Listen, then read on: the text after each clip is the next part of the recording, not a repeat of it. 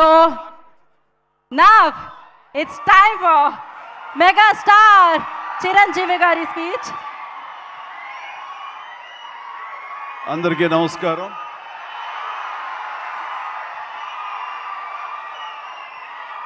మా అభిమానుల్లో ఆనాటి నుంచి ఈనాటి వరకు క్రమశిక్షణ ఏమీ మారలేదు. అదే క్రమశిక్షణ, అదే ఉత్సాహం. మాట్లాడేవాళ్ళు ఏం మాట్లాడతారు ఇందామంటే కూడా వినపడని అంత గొడవ చేస్తున్నారు మీరు. మీ ఉత్సాహానికి, మీ ప్రోత్సాహానికి మరొకసారి అందరికీ పేరు పేరున నా అభిమానులకు నేను స్వాగతం పలుకుతూ, మీ ఉత్సాహం మమ్మల్ని ఇంత వాణి చేసింది, మా రామ్ చరణ్ ఇంత వాణి చేసింది. సో ముఖ్యంగా మీ అందరికీ నా స్వాగతం పలుకుతూ, ఈ రోజున ఇక్కడికి నేను ఒక అతిథిగా వచ్చిన, ముఖ్యంగా ఒక సీనియర్ నటుడిగా, ఈ సినిమా మీద ప్యాషన్ ఉన్నటువంటి ఒక వ్యక్తిగా, ఈ రోజున ఈ సినిమా ఇంత పెద్ద హిట్ చేసినందుకు ప్రతి ఒక్కరికి యూనిట్తో పాటు నేను కూడా ధన్యవాదాలు తెలియజెప్పాలని వచ్చాను. ఇలాంటి సినిమాలు రావాలి, పరిశ్రమ సుభిక్షంగా ఉండాలి, కళకళలాడుతూ ఉండాలి. దానికోసం ఈ సినిమాని ఇంత పెద్ద హిట్ చేసినటువంటి ఈ సినిమా ఇంత విజయం సాధించినందుకు దోహదపడినటువంటి ప్రతి ఒక్కళ్ళకి నేను కూడా బాధ్యతగా నా హృదయపూర్వక ధన్యవాదాలు చెప్పుకోవాల్సిన సమయం ఇది. అండ్ ఈ రోజున ముఖ్యంగా చెప్పాల్సి వస్తే, నేను ఈ సినిమా చూసినప్పుడు ఒక భావోద్వేగానికి లోనయ్యాను. చాలా అరుదైన సినిమాలు కొన్ని ఆ రకమైన ఫీలింగ్ని ఇస్తాయి. ఆ సినిమాలో నేను ఒక క్యారెక్టర్ని, ఒక ట్రైబల్స్ యొక్క జీవన విధానాన్ని, వాళ్ళ ఆవేదనని, వాళ్ళ బాధని, వాళ్ళ పోరాటాన్ని ఇన్ని చూడగలిగానే తప్ప ఇదో సినిమా బాగా చేశారు, బాగా యాక్ట్ చేశారు, అద్భుతంగా చిత్రీకరించారు, డైరెక్టరు ప్రొడ్యూసర్ బాగా రిచ్గా చేశాడు అన్న భావం పోయింది. కేవలం ఒక ట్రాన్స్లోకి వెళ్ళినటువంటి భావం కలిగింది. ఎన్నో చోట్ల నేను కూడా క్యారెక్టర్తో పాటు క్యారియర్ అయిపోయి ఒక ఉద్వేగానికి లోనయ్యాను. వాళ్ళతో క్యారెక్టర్తో పాటు నేను ఆ బాధను అనుభవించాను. వాళ్ళ పోరాటంలో నేను ఒకనయ్యి ఈ సినిమాలో ట్రావెల్ చేశాను చూస్తున్నంతసేపు.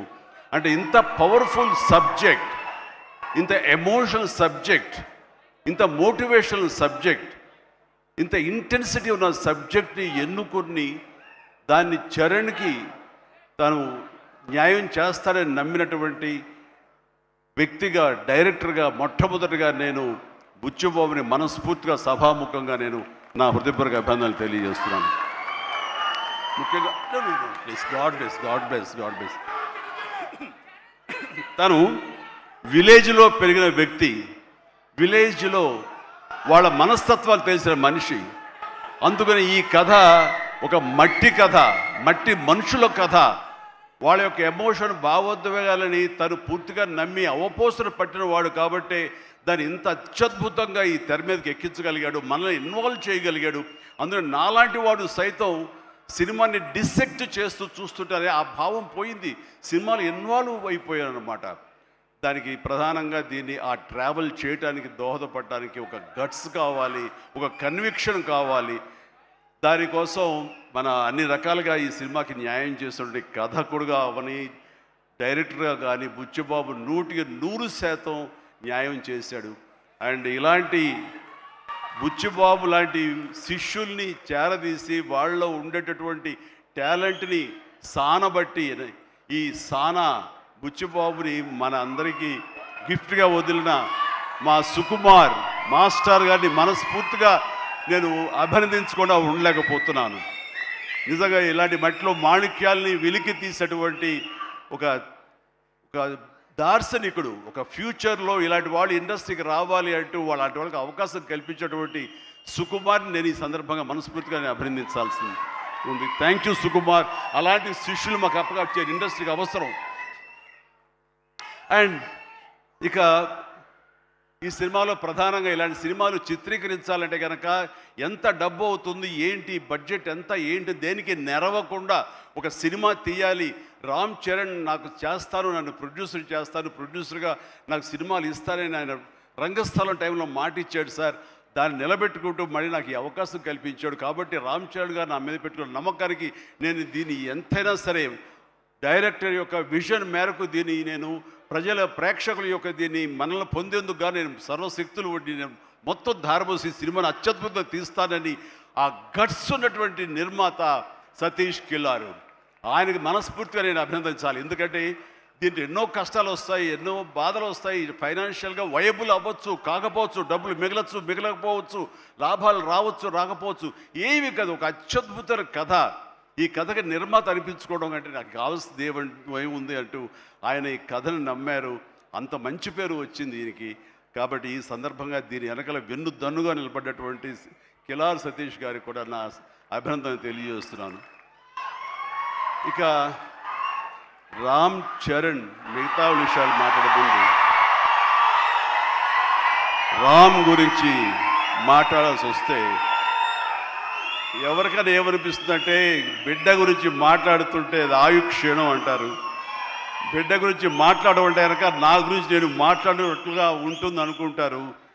అవన్నీ పక్కన పెడితే ఒక తోటి నటుడుగా ఈ ఇండస్ట్రీలో ఒక సీనియర్ యాక్టర్గా ఇలాంటి ఇంటెన్సిటీ, ఇలాంటి ఇన్వాల్వ్మెంట్ తోటి, ఇంత హై యాక్షన్ తోటి, డ్యాన్సులతోటి, ఎమోషనల్ సీన్స్ తోటి అన్ని రకాలుగా, అంటే ఒక ఆర్టిస్ట్కి ఎన్ని రకాల కోణాలు ఉండాలి, అన్ని కోణాలను పరిపక్వత సాధించి దాన్ని 100% బియాండ్ 100% తెర మీద చూపించేటువంటి చరణ్ నేను మనస్ఫూర్తిగా అభినందిస్తున్నాను.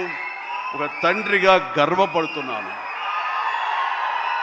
రంగస్థలం, మన సుకుమార్ గారి సినిమా రంగస్థలంలో వావ్ ఎంత బాగా చేశాడు, ఎంత అద్భుతంగా చేశాడు అని అనుకున్నాం.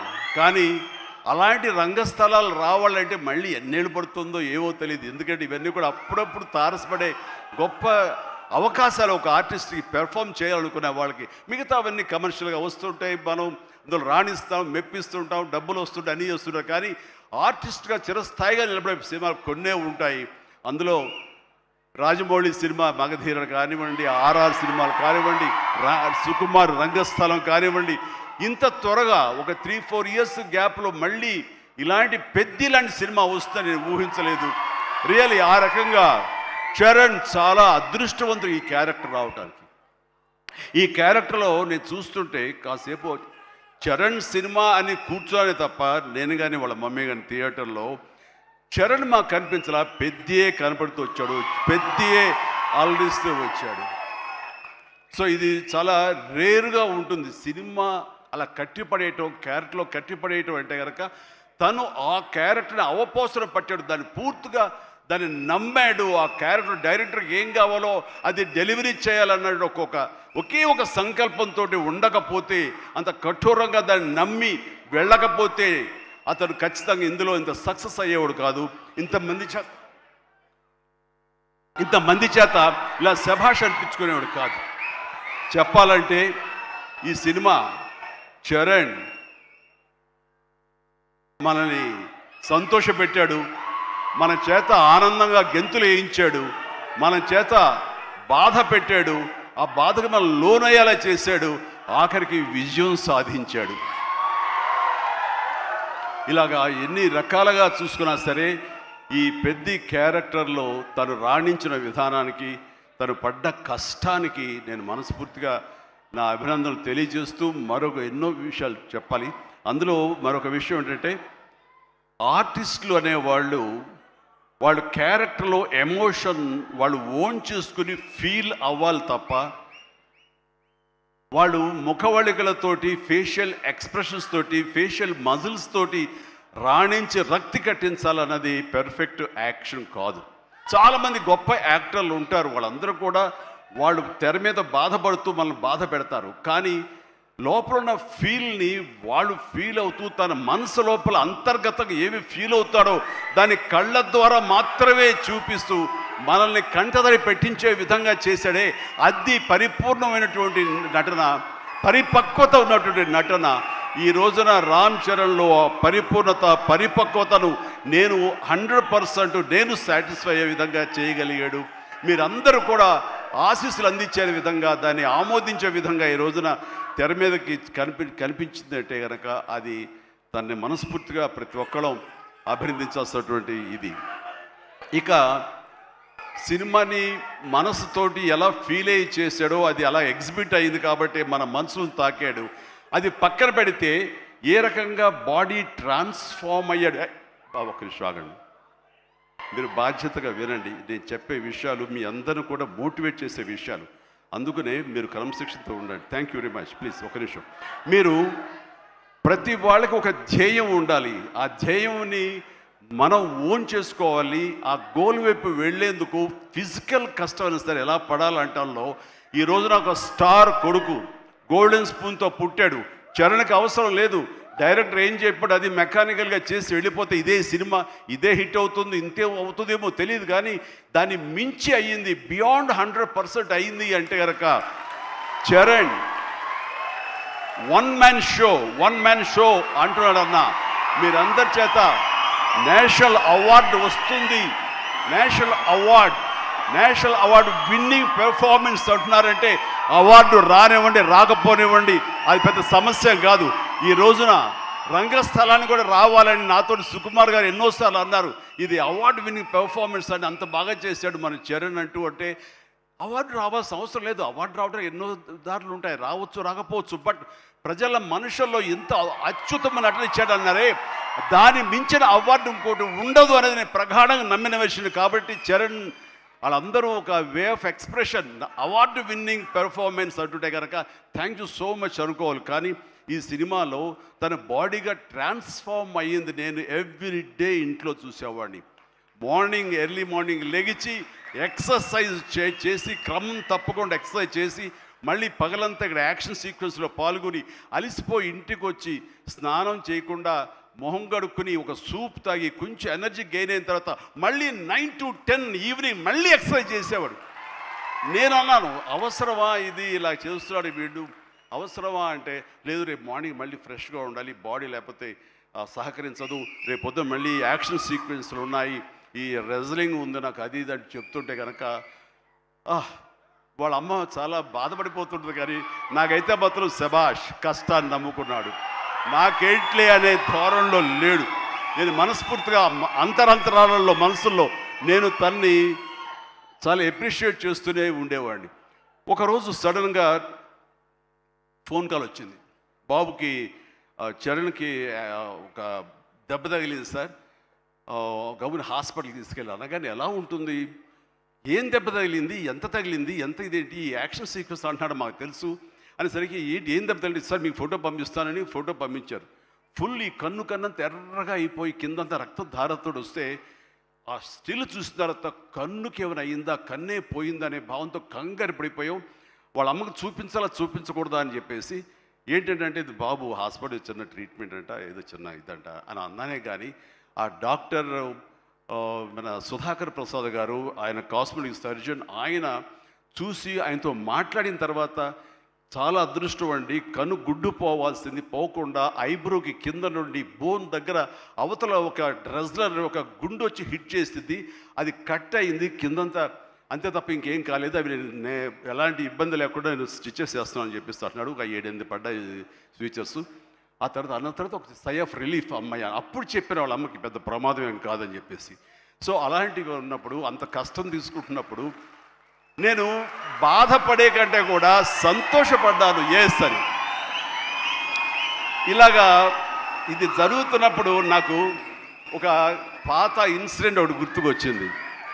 గూండా సినిమా, అది 1983 ఎండ్లో అనుకుంటా, బహుశా నాకు ఇంకా అప్పుడు చరణ్ పుట్టలేదు, మరి కడుపులో పడ్డాడేమో తెలియదు నాకు, ఆ సినిమా టైమింగ్ అది తెలీదు. ఆ సినిమాలో ఒక ట్రైన్ కింద నేను హ్యాంగ్ అవుతూ ఆ రాడ్ పట్టుకుని క్రాల్ అవుతూ పాకుతూ వెళుతూ ఉంటే రన్నింగ్ ట్రైన్లో ఒక 30-35 కిలోమీటర్ స్పీడ్లో వెళ్తూ ఉంటే కెమెరాలు 4 పక్కల ఫిక్స్ చేసేసారు. అలా చేసుకుంటూ వెళ్ళిన తర్వాత అక్కడ మా నాన్నగారు ఉన్నారు. ఆయన అప్పుడప్పుడు నా షూటింగ్స్కి వస్తుండేవారు రాజమండ్రి అటు వెళ్ళినప్పుడు. ఆయన చూసిన తర్వాత ఎందుకో కడుతారు, డూపో లోపల పడుకుంటాడేమో అనుకుంటే నేనే పడుకునేసరికి నాన్న కంగారు పడ్డారు. ఒక 2 కిలోమీటర్ల తర్వాత బండి ఆగింది. అక్కడి నుంచి మళ్ళీ తిరిగి వెనక్కి వచ్చేసరికి నాన్న కంగారుగా, ఇంత కష్టం పడాలా నువ్వు, ఇలా చెయ్యాలా, ఇలాంటి షార్ట్గా డూప్లు ఉంటారు కదా, నువ్వెందుకు వెళ్ళాలి, ట్రైన్ కింద నువ్వు దూరటం ఏంటి, వెళ్ళటం ఏంటి, ఒక 3 ఇంచెస్ కిందకి వెళ్తే కంకర్రాళ్ళు తగులుతుండే కదా, ఏమైపోతావు అని చెప్పేసరికి, నాన్న ఇలాంటి చేయకపోతే కనుక మరి నా అభిమానులు ఎలాగా ఆనందపడతారు, వాళ్ళని అలరించడం కోసం నేను చెయ్యాలి, మీరు ఇలాంటివి చెప్పి నన్ను డిసప్పాయింట్ చేయకండి, మీకు తెలియదు, ఊరుకోండి, ఏం పర్లేదు, ఏం కాదు, అన్ని రకం జాగ్రత్తగా ఉన్నాం కదా అంటే, ఇప్పుడున్నంత సేఫ్టీ హార్నెస్లు కానీ సేఫ్టీ ప్రికాషన్స్ కానీ ఆ రోజులు లేవు.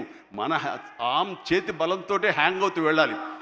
అండ్ అది చూసిన తర్వాత నాన్న ఒక మాట అన్నారు, రేపు పొద్దున ఇప్పుడు అమ్మాయి కడుపుతో ఉంది, అది అమ్మాయి పుడతారు అబ్బాయి పుడతారు మాకైతే తెలియదు, కానీ వాడు అబ్బాయి అయితే కనుక వాడు రేపు పొద్దున సినిమాలోకి వస్తే కనుక వాడు స్టార్ అయితే, వాడు ఇలాంటి కష్టాలు పడితే, ఇలాంటి దెబ్బలే తింటే నా బాధ ఏంటో నీకు అప్పుడు తెలిసి వస్తుందిరా అని చెప్పి నాన్న అన్నప్పుడు లేదు, ఈ కంటి మీద దెబ్బ తగిలింది, మణికట్టు ఫ్రాక్చర్ అయ్యింది అని అన్నప్పుడు నాకు మా నాన్నగారు గుర్తుకొచ్చారు.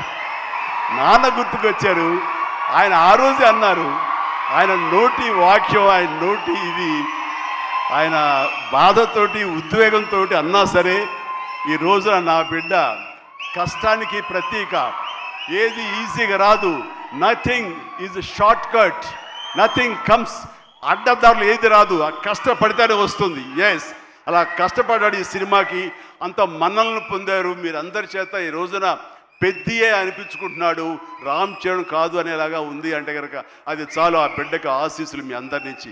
ఇలాగే ఉంటాం మేము. ఎప్పుడు కష్టపడ్డ ఒకటే నమ్ముకున్నాము, కష్టపడతాం తప్ప ఏది షార్ట్ కట్లో కావాలని కోరుకోవు, ఒళ్ళు వంచి పనిచేస్తాం. ఈ రోజుకి అదే.